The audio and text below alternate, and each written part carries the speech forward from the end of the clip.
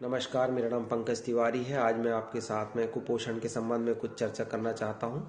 एक पोषण और स्वास्थ्य की जानकार के तौर पे भी मैं काम कर रहा हूँ। मैं आपको कुपोषण के संबंध में बहुत ही साधारण सी जानकारी देना चाहता हूँ, शायद उससे आप वाकिफ भी हों, लेकिन मैं चाहता हूँ कि सभी इस संबंध में थोड़ी जानकारी रखें, क्योंकि ये क्या है, एक ज्वलंत विषय है जो कि ना केवल एक बच्चे के जीवन पर, इसके साथ ही हमारे संपूर्ण राष्ट्र के ऊपर भी एक नकारात्मक प्रभाव डालता है। कुपोषण एक बीमारी नहीं है, लेकिन एक ऐसी अवस्था है जो कि समस्त बीमारियों का कारण बन सकती है। बेसिकली हम कह सकते हैं कि पोषक तत्वों की कमी से जो शरीर की अवस्था निर्मित होती है, जो जीर्ण अवस्था निर्मित होती है, वो कुपोषण है। कुपोषण का आकलन मुख्यतः बाल्यावस्था में 5 वर्ष के पूर्व तक किया जाता है, लेकिन मेरा ऐसा मानना है कि इसकी कोई अवस्था नहीं होती है। किसी भी अवस्था में यह हो सकता है, यदि आप पोषक तत्वों से और जो सूक्ष्म तत्व हैं उसकी आपके शरीर में यदि विद्यमानता नहीं है और आप उसका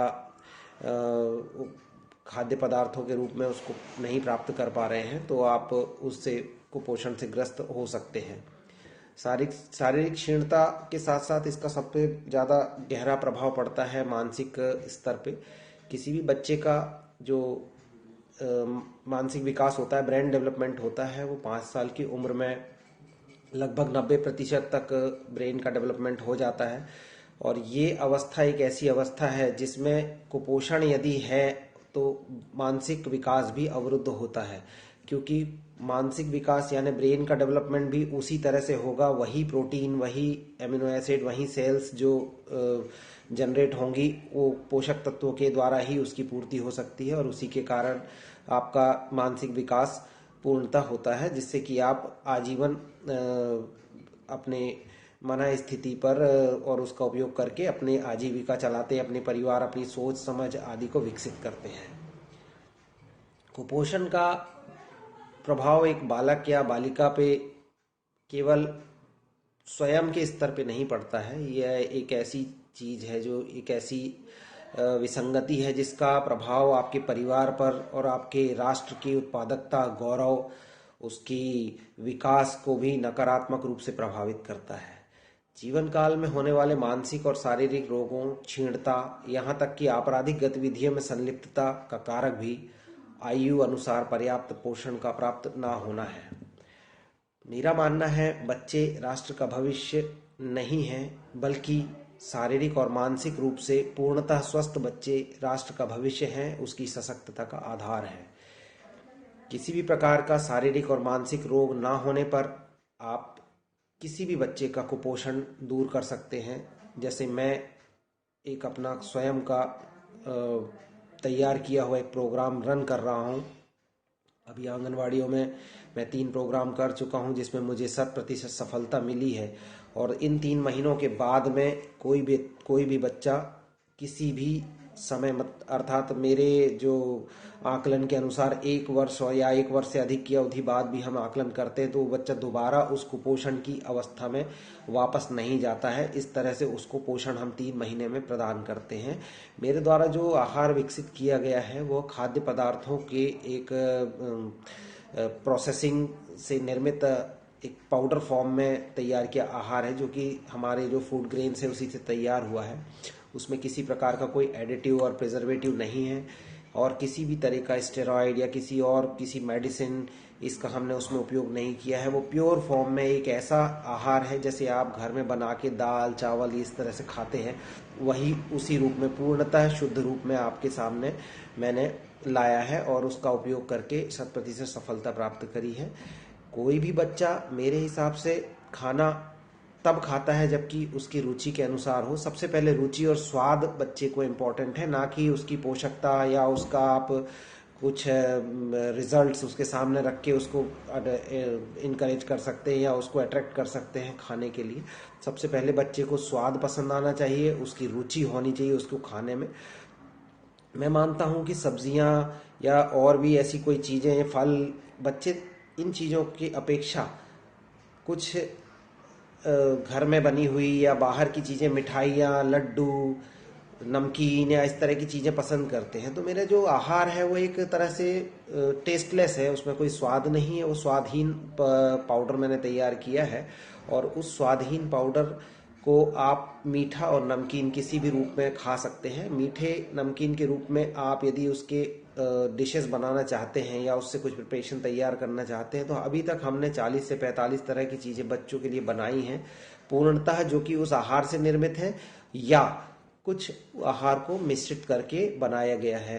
एक ऐसा आहार है जिसमें कि पूर्णतः हमने ध्यान रखा है कि एक बच्चे को, एक वृद्ध व्यक्ति को, या एक प्रेग्नेंट लेडी को, या एक लैक्टेटिंग मदर को कितनी न्यूट्रिशनल वैल्यू, कितनी पोषण आहार की, कितनी पोषक तत्वों की आवश्यकता होती है, कितनी एनर्जी की आवश्यकता होती है और कितनी सूक्ष्म पोषक तत्वों की आवश्यकता होती है, उसका हमने उसमें एक बैलेंस मिश्रण में रखा हुआ है, जिससे कि उनके शारीरिक और मानसिक आवश्यकताओं की पूर्ति होती है और शरीर बहुत ही जल्दी वृद्धि और विकास करके स्वस्थ अवस्था में आ जाता है। इस आहार के द्वारा जो पोषक तत्व आपको मिलते हैं, तो 100 ग्राम हम यदि आहार लेते हैं तो उसमें आपको 500 से 550 कैलोरी की ऊर्जा मिलती है। 18 ग्राम प्रोटीन मिलता है, आयरन है इसमें, फास्फोरस है, फॉलिक एसिड है, विटामिन ए है, विटामिन बी है, इसके साथ साथ कैल्शियम है, आयरन है। बहुत सी चीज़ों की जो बेसिक चीज़ें हैं जो हमें दैनिक आहार में जरूरी हैं, वो सारी चीज़ें हमने इसमें रखी हुई हैं। इसके कोई भी अभी तक साइड इफेक्ट या कोई ऐसे एडवर्स नेगेटिव इफेक्ट कभी भी कोई भी रिपोर्ट नहीं हुए हैं, और शुद्ध रूप में हम एक अच्छे तरीके से गर्मा गर्म बच्चे को ताज़ा रूप में इसको हम खाने के लिए देते हैं। दिन में 1-2 तरह की हम डाइट देते हैं, जिसमें छोटे बच्चे हैं 1.5 साल से छोटे जो हैं उनको 40 से 45 ग्राम तक की हम डाइट देते हैं। उसके अलावा जो और बड़े बच्चे हैं, मतलब जो 5 साल तक के बच्चे हैं, फिर उनको धीरे धीरे अलग अलग मात्रा का हमने एक पैरामीटर तैयार किया हुआ है। उस हिसाब से हम उनको अलग अलग मात्रा में आहार उस पाउडर से बना हुआ देते हैं।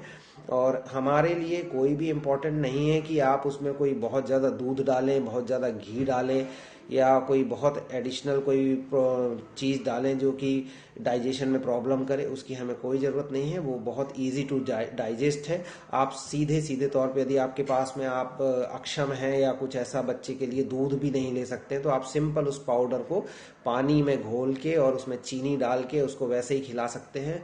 स्वाद बहुत अच्छा है। आज तक किसी बच्चे ने, जो भी हम प्रोग्राम रन किए हैं उसमें किसी भी बच्चे ने उसको स्वाद के तौर पे नकारा नहीं है, सभी ने एक्सेप्ट किया है।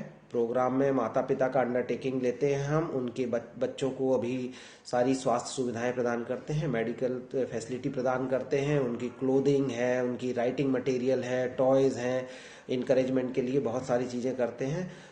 ये अलग बात है कि ये अभी तक जो मैं प्रोग्राम चलाया हूँ, ये मैं मेरे सेल्फ फंडेड प्रोग्राम है, पॉकेट फंडेड प्रोग्राम है। मैं जो काम करता हूँ या मैं जो अर्न करता हूँ, उसका एक भाग मैं अंडर प्रिविलेज बच्चे जो हैं उनके लिए करता हूँ। मैं अपने बच्चों को भी देखता हूँ। मेरे 3 पुत्र हैं, 2 बहुत छोटे हैं अभी, और एक बेटा जो 6 साल का हो गया है। वो उसको भी मैंने इस फूड से काफ़ी अच्छा वृद्धि और विकास करते हुए देखा है। तो इसीलिए मैंने इसको आगे जो वास्तव में इसकी ज़रूरत जिनको है, या जो शारीरिक रूप से बहुत ही ज़्यादा कमज़ोर बच्चे हैं, उनके लिए फिर मैं इसको लेके आया। तो मैं अपने बच्चों की तरह ही उन बच्चों को देखते हुए मैंने एक अपना भाग रखा है।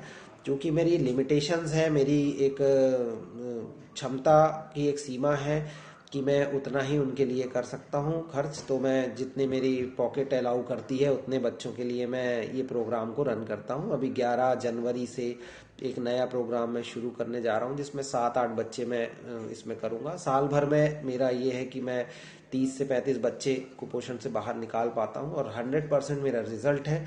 यदि कोई बच्चा मानसिक और शारीरिक रूप से विकलांगता या गंभीर रोग से ग्रसित नहीं है और केवल वह कुपोषित है, और सामान्य बीमारियां उसे होती हैं, जो कि जैसे पेट का खराब हो जाना, एपेटाइट लूज कर जाना, और जुखाम, सर्दी, ये इस तरह की बीमारियां नॉर्मल जो होती हैं बच्चों में, वो होती हैं। और उसके साथ यदि कुपोषण है, तो मैं 100% उस कुपोषण को 3 माह के अंदर अपने प्रोग्राम के माध्यम से खत्म करने के लिए आपके सामने एक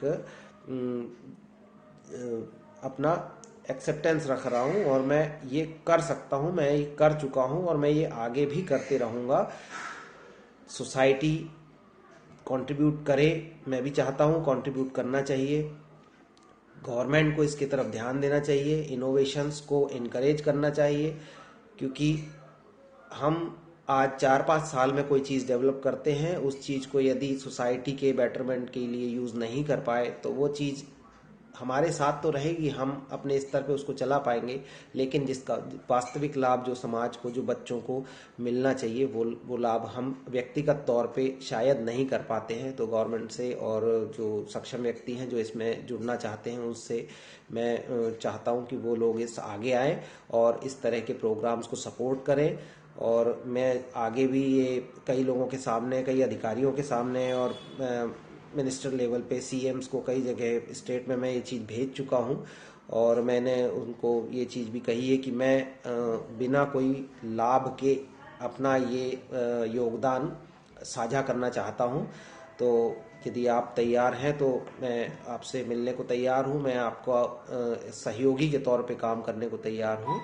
और कुपोषण से हमें जीतना है, हमारे राष्ट्र को प्रगति के पथ पे आगे लाना है, क्योंकि हमारे बच्चे यदि स्वस्थ होंगे तो वो अपना योगदान दे पाएंगे। नहीं तो जनसंख्या वृद्धि जो हो रही है उसमें क्वालिटी पॉपुलेशन कम हो जाएगी, क्वांटिटी ज़्यादा हो जाएगी, जो कि अव्यवस्था को शायद जन्म दे सकती है। धन्यवाद, नमस्कार, जय हिंद।